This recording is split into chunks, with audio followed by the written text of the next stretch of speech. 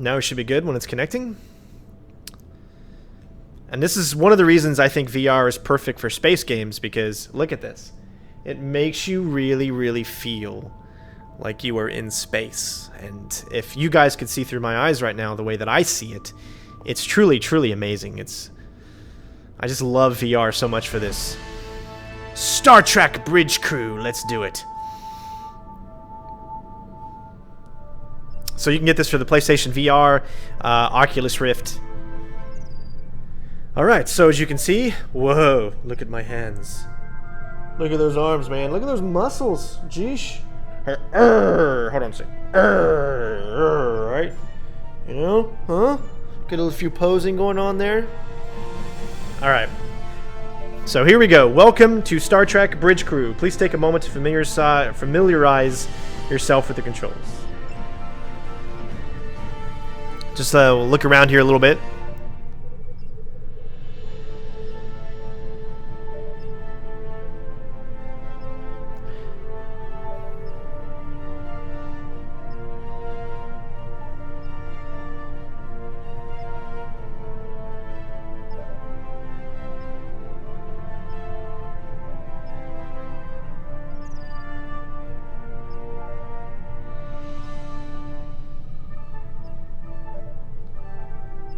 I don't know why, but I just love it. Alright. So you can see there's the Earth. Third rock from the sun. You got spaceships climbing all the way around. Welcome to Star Trek Bridge Crew. I'm playing this in an ultra-wide, but I have it set the resolution just a little bit to make it fuller screen. I can't see what you guys are saying, so I apologize, but I will check every now and then to make sure that everything's working. So you can change your avatar down here. So there we are, nice and pretty. It's this. Ooh, don't touch my eye. Oh, he's picking his nose. Oh, he's getting up in there. I know. So you can be masculine, you can be feminine. So I got to scoot back a little bit because you got to be able to see. Make sure I'm still close enough to the mic you guys can hear me. So let's say if we were to choose a feminine, we'll go through all of this so you guys can see. You can become a Vulcan, a human. You've got different head types. And I can get really close. The detail is just truly amazing. And if you get too close, obviously you go out of bounds or whatever. But, I mean, the detail is really, really cool. It's one of the things I love about it the most. Change the hairstyles.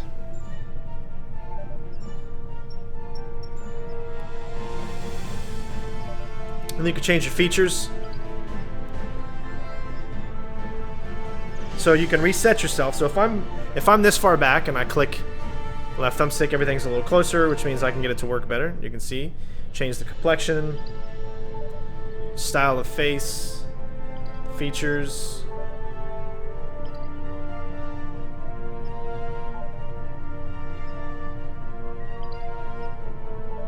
There you go. So what I'm going to do is we're going to head back. And again, you can also do Vulcan. It'll be a male. Human. And again, you have to make sure that you're, and I'm going to scoot over a little bit. You have to make sure that you're seated in a correct and proper position so that the Oculus touch controls can see your hands as you're moving around.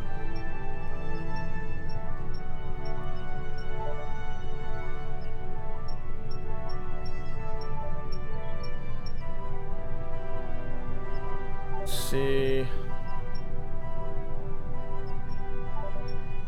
I think we'll just go with that one.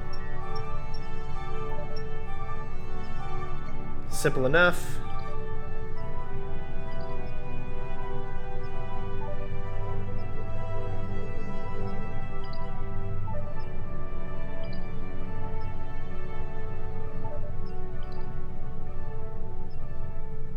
Yeah, I mean, that's good enough for me, I think. Hair color.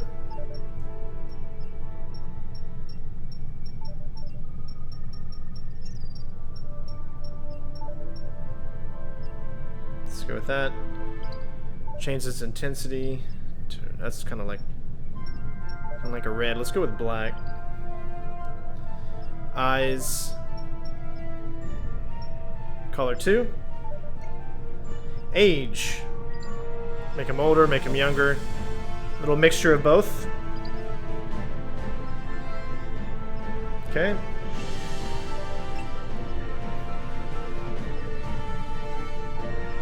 Alright, let me turn this around a little bit. So, alright.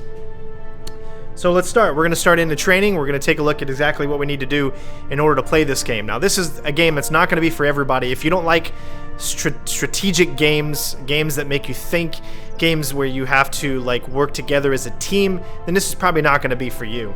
So let's take a look at training, and let's figure out how to play Star Trek Bridge Crew.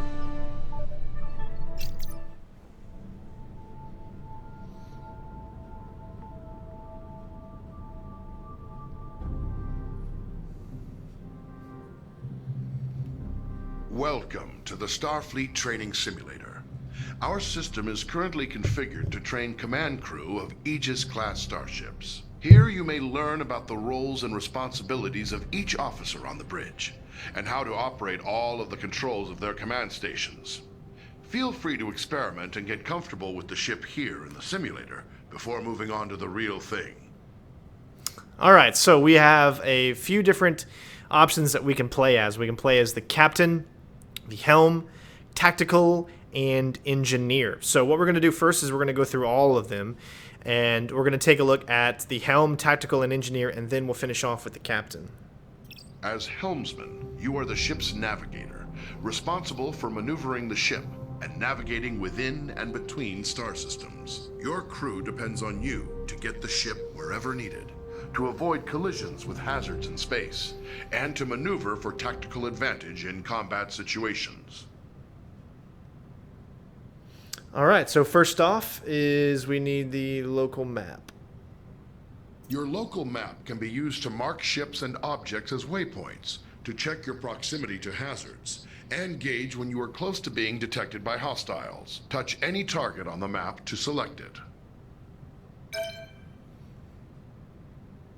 Okay, so that's how you pretty much use your local map. You just touch it. Just give it a little touch. Just a little bit. Just a little there. Just a little touch. Your basic maneuvering controls allow you to give the ship forward or reverse thrust, to steer the ship to port or starboard, and to move the ship up or down on its vertical axis. The amount of thrust you can give depends on the amount of power your chief engineer allocates to engines. The more power your engines have, the more responsive the ship will be. Maneuvering controls are only available when your local map view is active.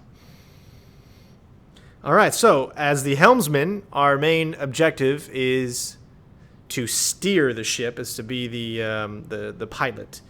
The throttle controls your speed and also allows you to reverse or make a full stop.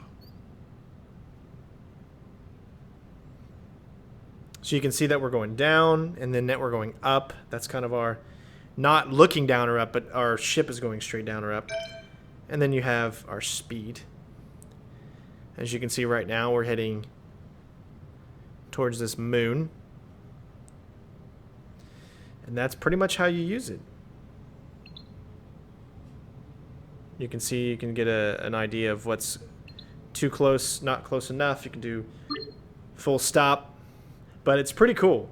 So, alright, next up we're going to go to impulse training, or travel. Your ship's impulse drive allows you to travel quickly between planets and other points of interest within a star system. To travel via impulse, you will first need to plot a course by choosing a destination on the impulse map. Once the course is plotted, you will then need to align your ship with the appropriate heading and engage the impulse drive. Be aware, the impulse drive cannot be engaged unless the chief engineer has allocated sufficient power. Select any point of interest in the star system to plot a course to that destination. Looks like we're already at the moon. You can see the moon that's like right in front of us, right? Make it show, number one. Make it show. So let's head to the debris cloud. Now return to the local view and steer the ship to line up with your plotted course. Alright, so we need to go this way. Actually, this way. And then we can move it forward. And once we get into the position that we need to get into, then we bring it back to center. Grab and push your throttle to engage the impulse drive. The ship's computer will automatically follow the course you plotted.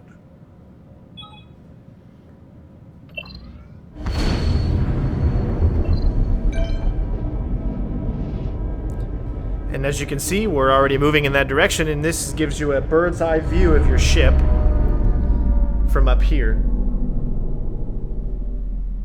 So we can literally move all the way around, and we can take a look, even in the back. You can see the sun there, the moon that we just traveled from. Sorry if you couldn't hear me, but it looks really good. I'm surprised. VR is looking better and better every single time that I get a chance to play it again when it's been a while. It looks absolutely amazing.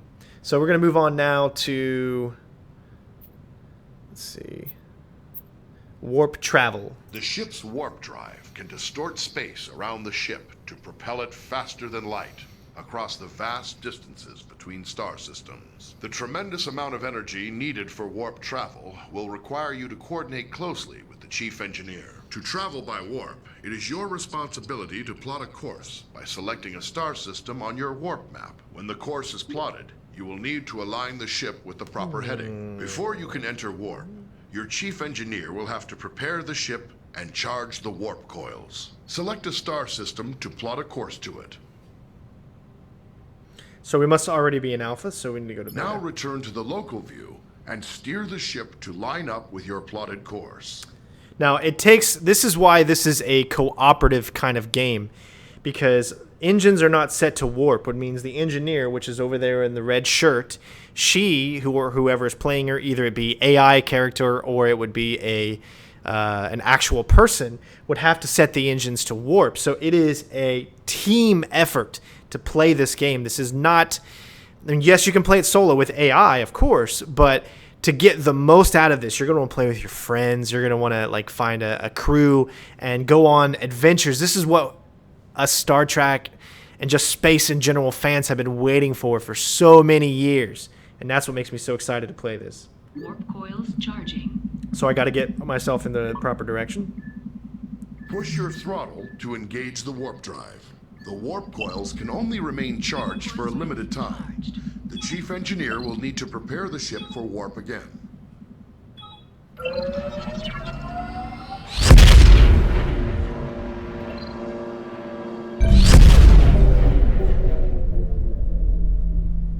Oh, that's so cool. You can kind of see where we are now.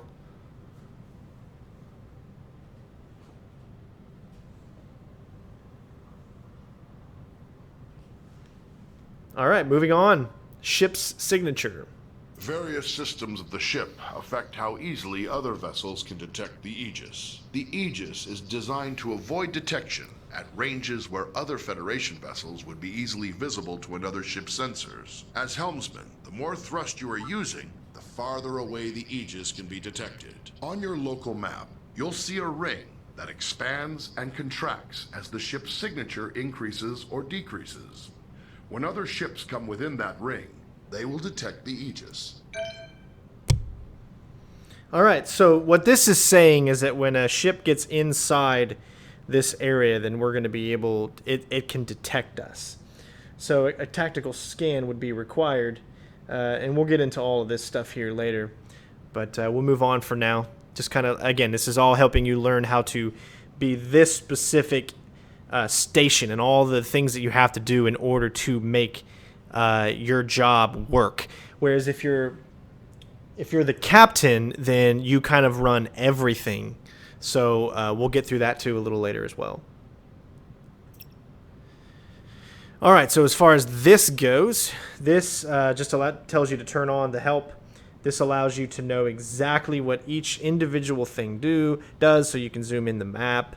The detection, engine power, your speed, engage warp, local impulse and warp, energize once locked. Okay, so select a transport target, lock on to prepare the transport and energize once locked. So like for beaming and other stuff like that, or for setting up ships. So we have done the first one, which was the helm.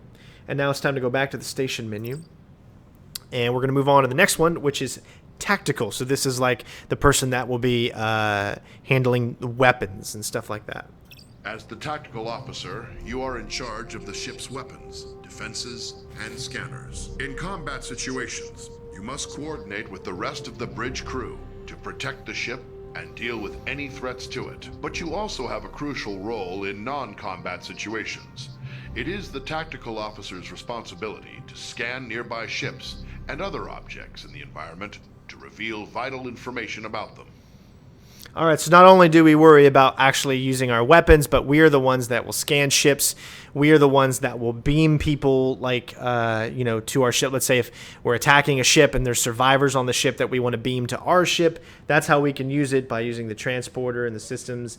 So we've got phasers, and they're currently not set to stun. Do you see what I did there? Sorry, that was a bad joke.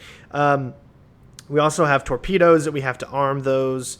And you have shields. So obviously you guys know that in order to use shields, if you have shields up, you can't beam, you can't transport. You need to have your shields up and stuff like that. So we're going to get into, I guess there's 10 topics that we can choose from.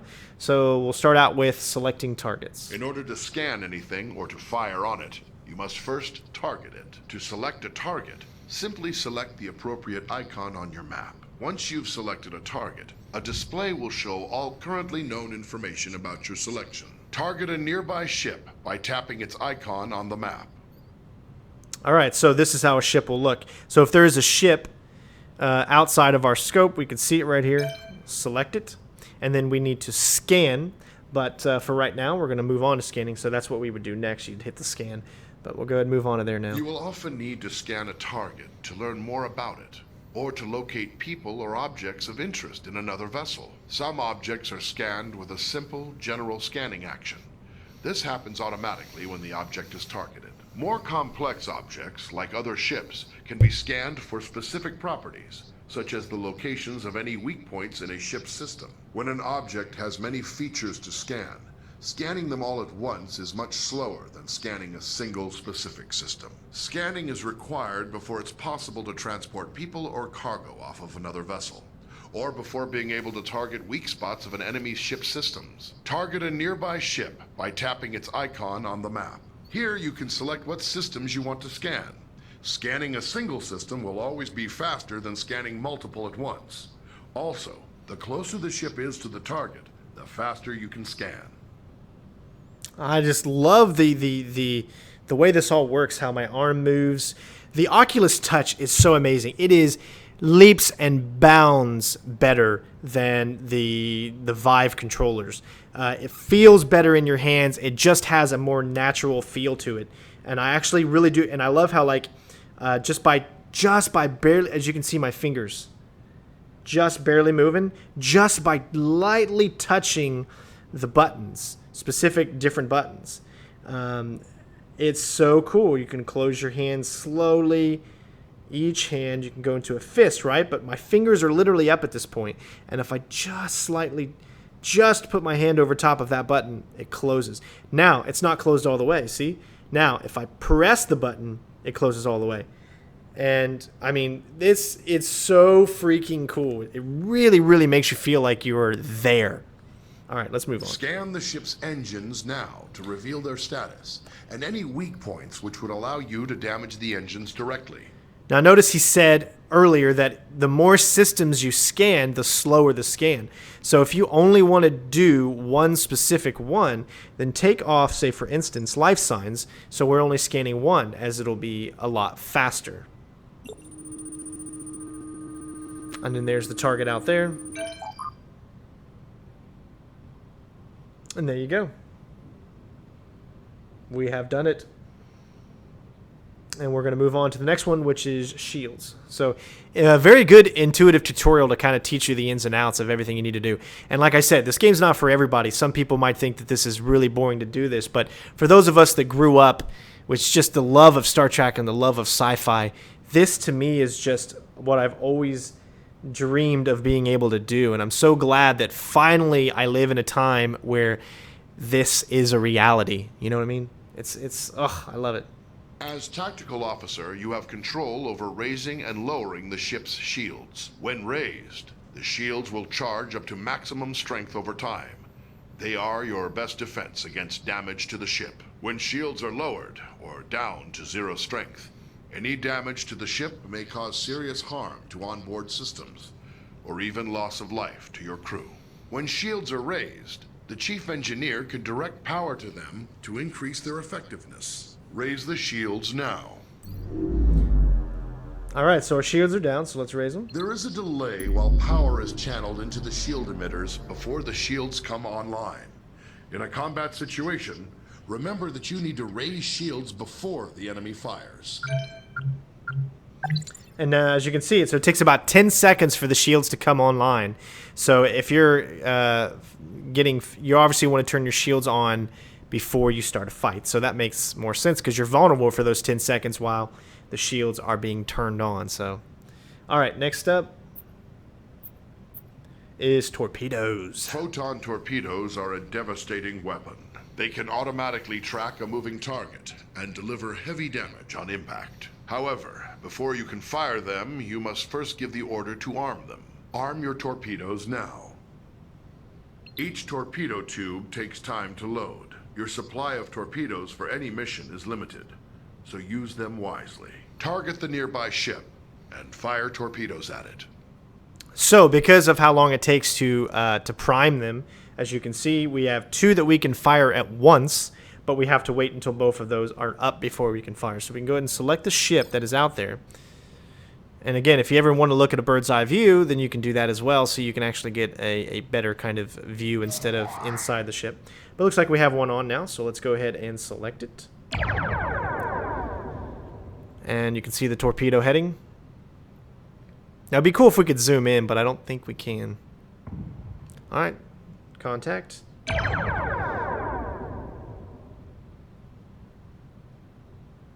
Wait for it.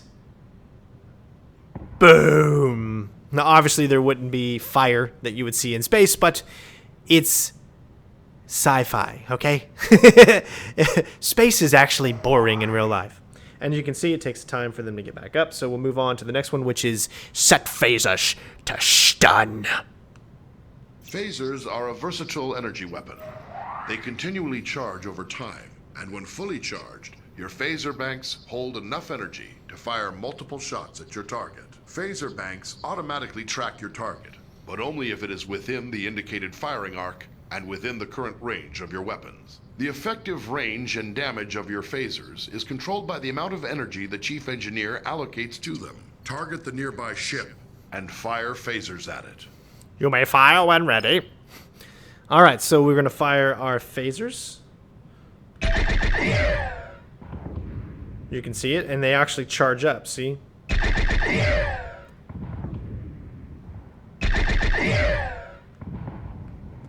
Again, you can get a good bird's eye view of it.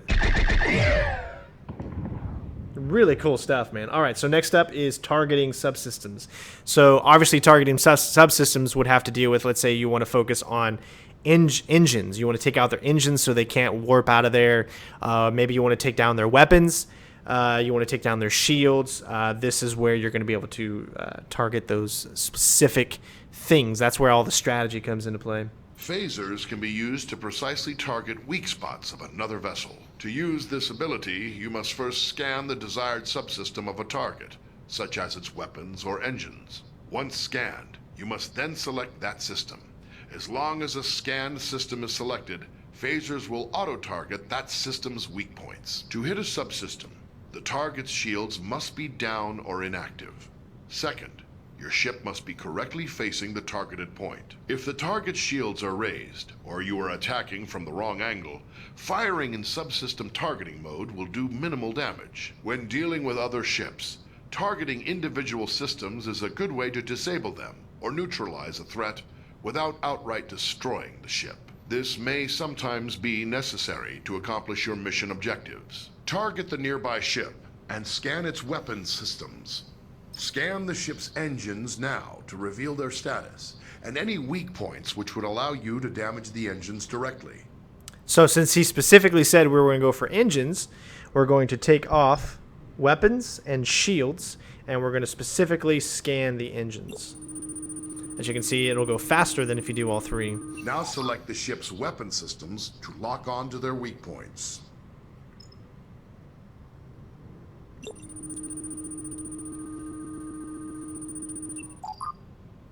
Okay. Now we can Your select. phasers are now in subsystem targeting mode. Fire them for a precision attack. Until the target's shields are down, you will not be able to hit the targeted system. Now notice it goes down, right? And if you look, that's the shield. So notice how it's going down. But we can also fire those two. Now notice that once the two torpedoes get there, we can still continue. And you can see it took off almost all of their damage already, so.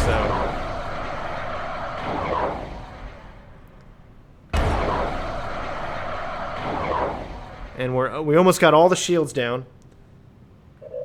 And we gotta wait until we have at least one bar. So that's why managing your torpedoes and your phaser beams are gonna be your best course of action. So probably one torpedo is all it's gonna take, and their shields are gonna be down.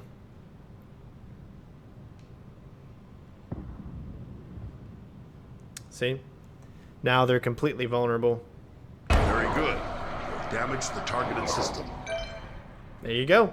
And that's how intuitive it is. So again, all of this has to work in conjunction with each other.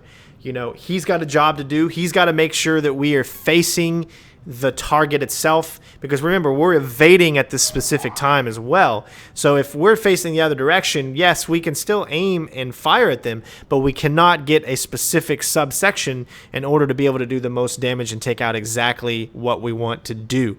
So it requires you to work with teammates and for you to really, you know, kind of work together as a team. So here's the options menu. This is my Uplay friends list. So this is how you can invite people to play that are playing. All the other people that I have on my Uplay right now. Most of them are offline. So you can go into options. You got controls, vibration, shows you the layout if you're using this. You can also use a regular controller, like an Xbox One controller or whatever you're using, and you can play the game that way. You don't have to play the game, or you can play the game without Oculus Touch. So you're allowed to play this with just a controller as well. So besides that, let's go back into the options menu. Audio, master volume, sound effects, music. You guys know the deal. And last but not least, you can select your languages for matchmaking and the game language itself. So with that being said, it's time to move on. And looks like up next, once we're done with this one, I'll take a look at the chat and we'll discuss and we'll talk about a few things. Ship's signature. Various systems of the ship affect how easily other vessels can detect the Aegis. The Aegis is designed to avoid detection at ranges where other Federation vessels would be easily visible to another ship's sensors. As tactical officer, arming torpedoes, firing weapons, and activating shields will each make the ship detectable from greater distances. To reduce the ship's signature, disarm torpedoes and lower shields now.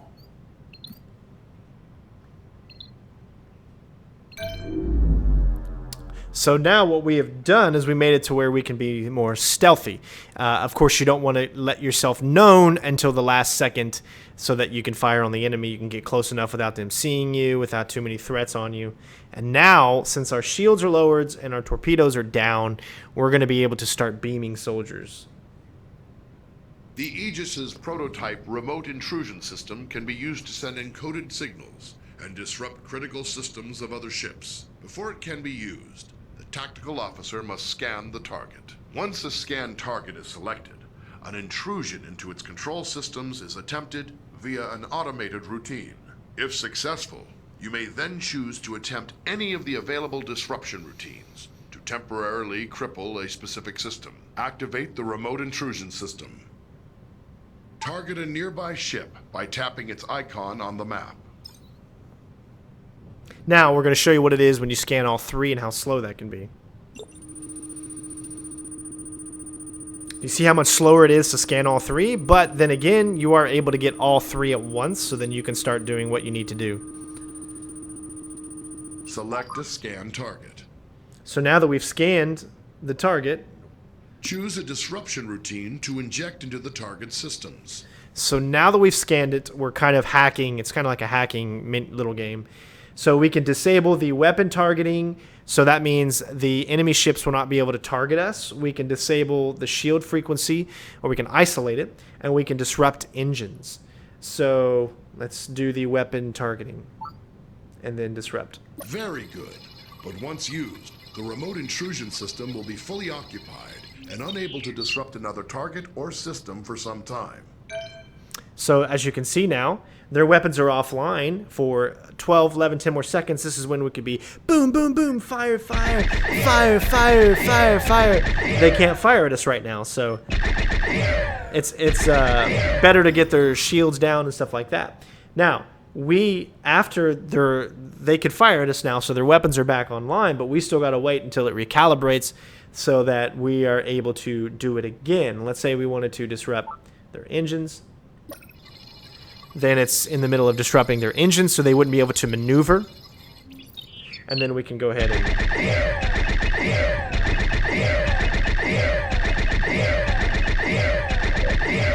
and again, as you can see, their shields are almost completely down.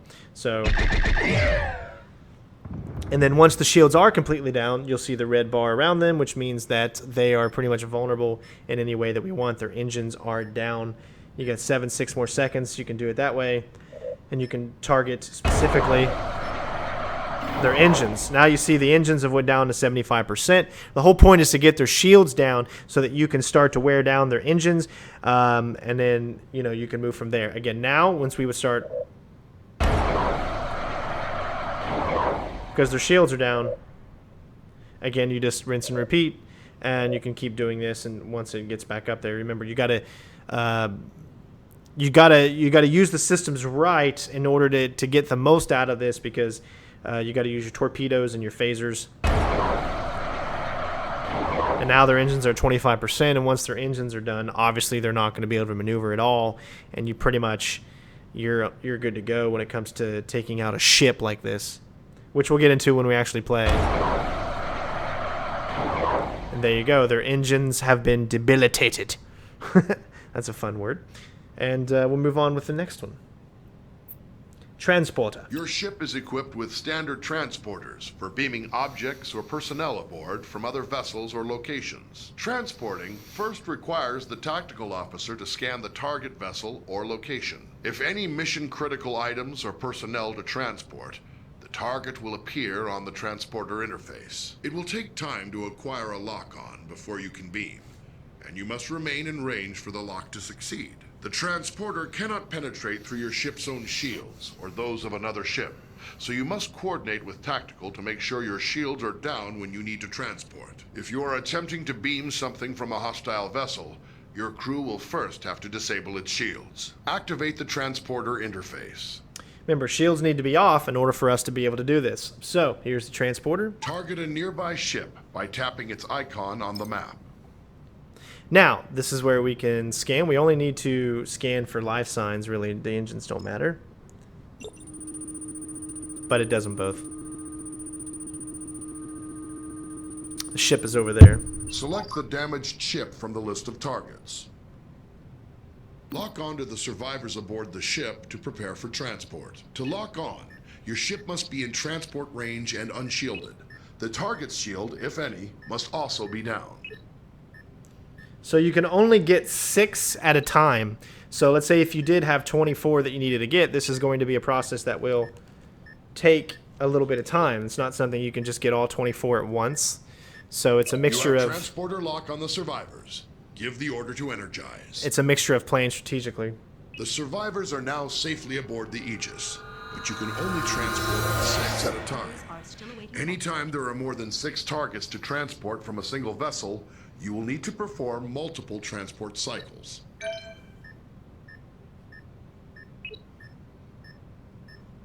And as you can see, you'd have to keep doing this. And then we'll wait. It's okay. I just want to see like how long it actually takes to get 24. It's a process that doesn't just happen. So during this moment of time, the helmer, he's out piloting the ship. He's trying to maneuver, still staying at least close to this other ship, because you got to be close in order for the beams to work. There are still others aboard. Okay, one more lock or actually probably 2 more locks are going to do it. So once I take this headset off for a second, I'm going to look at some comments, and I would definitely want to know what you guys think of the game so far. Again, we still got to go through a few more of the tutorials, because I want to show you as much of this as I can, so you guys can make the right decision on whether or not if this is going to be for you. Because again, this is not for everybody. This is for those strategic kind of players. There are others remaining aboard the target. All right, 1 more to go, and then we'll have everybody, even though you can actually go ahead and continue on if you wanted to.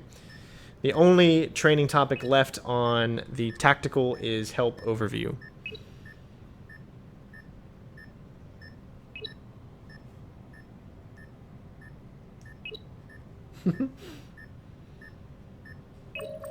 Energize. All individuals accounted for. And there you go. Now you have everybody on the ship, and you did what you got to do. Again, there's your help overlay. You've got scanning systems, target systems, multiple systems, armed, disarmed torpedoes, phasing, phasers, fire torpedoes, torpedoes remaining, the zoom level. Again, you can zoom in big time if you want to. Shields, scan range, phaser range. So that lets you know, remember, the ship's got to be inside this little half moon in order for the phasers to work. Over here, you've got the energize, select the transport bay, target, ensign, and then there you go. So, boom. All right, so we're going to take a second before we move on to what's going to be engineer, and let's make sure that everything is running correctly and you guys are having fun, hopefully. This is a VR exclusive game. That is true. Let me see if I see any comments from you guys. Thank you for the hosts. Thank you for the follows, guys. I really do appreciate it. Don't forget to go over and follow me at mixer.com/CenterStrain01, which is the new beam. It is where I will be live streaming a lot, pretty much every single day over there at mixer.com. I'm only live streaming this here on YouTube and Twitch right now because I want this video to be on YouTube, since it is a new game and I want to show it off to as many people as I can. Hopefully you guys are enjoying it. Looks like everything is working correctly, and we're going to go ahead and continue on. Once we get into engineers, then we're going to head over to captain, and that's where the meat of the game is going to be, because the captain gives the orders for everything. So it's going to be kind of like an overview over that, and then we'll get into some solo action, and then we'll continue on from there. So hopefully, again, you guys are enjoying, and it seems like everything's working correctly. So we are going to go ahead and start. Thank you guys so much for watching, and hopefully you all are enjoying. And yes, this is VR. All right. I gotta say, I'm having a blast playing this. It really, really kind of just brings a smile to my face, you know, playing games like these, because I just remember my childhood sitting there playing Star Trek on Nintendo, you know, way back in the 80s and stuff. And, oh, I was such a huge fan of this stuff, and I still am today. Unfortunately, I don't watch as much Star Trek as I used to, obviously, with the future being the way it is, and how you grow up and you kind of got to put your priorities in other places. But this is, it's like finally, after years and years and years of wanting to have an experience where you were the captain, or you're the helmer, or you're the tactical officer, the engineer, you know, the science officer, and all that kind of stuff. It's just, this is it, guys. It's finally freaking here. And I can't be more excited than I am. All right, so we're going to move on to the engineer. As chief engineer, you support all other members of the bridge crew by keeping the Aegis operating in top condition. You monitor vital status information about the ship's systems, allocate power needed for maneuvering and combat, and manage the ship's power grid to compensate for damage or boost its capabilities. You also manage the ship's repair teams and keep an eye on how visible the Aegis is to other ships in the area. In my opinion, this one is probably the hardest to manage and maintain. I would say you would want your smartest person on this, because you have to manage all of these different all of the different systems and the powers, like to say, hey, you need to have this much in shields, this much in weapons, and that is going to be the most challenging. So I like to look at it this way. You know, you've got the game like Star Citizen that's coming out sometime in the next 10, 15, 20 years, whenever that's going to finally be released. But it has a kind of feeling of what this is, right? Because you're going to be able to have a helmer, someone who is actually piloting the ship in Star Citizen. Then you're going to have people that handle the shields, people that handle the weapons. It's almost like that. So this is the kind of full-blown version of just that, where Star Citizen is going to incorporate a lot of this as well. So it is a great time to be a fan of sci-fi games, of space simulations and stuff like that, because finally technology is here. It is in our hands, and we're grabbing it, and we're cupping it, and we're just and we're just gonna let it fly. Your system's display Sorry. gives vital information about the status of the ship's various systems at all times. When your ship is suffering from negative effects, this panel provides information about the source and severity of the effect. As chief engineer, you have more detail about your ship's status than any other member of the crew. Activate your system's display now.